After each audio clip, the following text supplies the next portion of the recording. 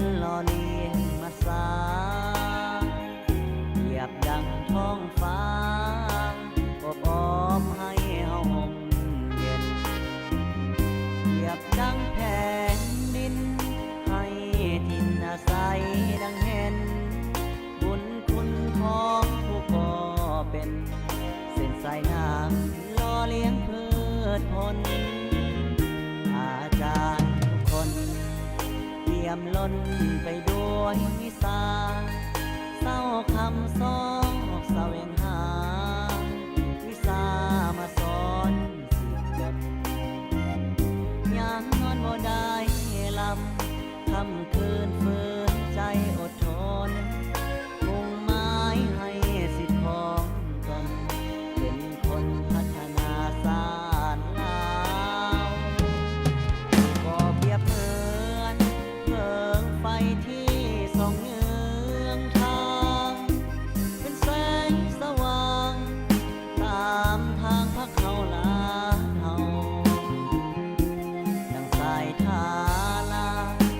ล่อเลี้ยงประสาทุกเผ่าเกียรติของโมบ่มีง่อยเหงาพี่น้องลาวก็ฮักก็แพ้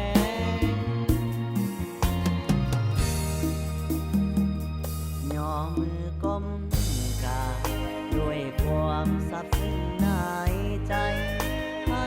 ครูจงหายโรคภัยสุขภาพร่างกายแข็งแรงก่อนได้ประเสริฐเลิศล้ำให้ครูเข้มแข็งการงานหน้าที่ตำแหน่งคอยได้สมใจทุกคน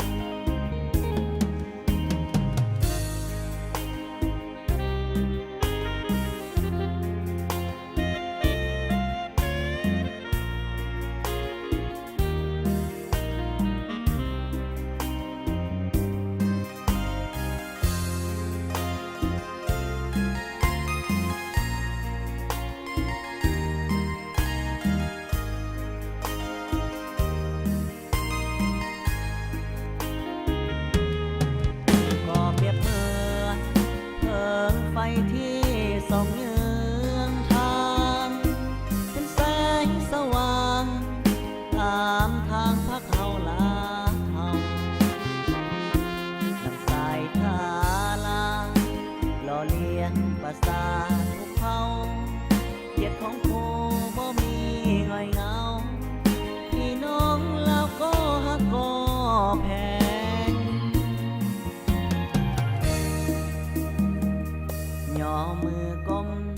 กราบด้วยความซับซึ้งในใจ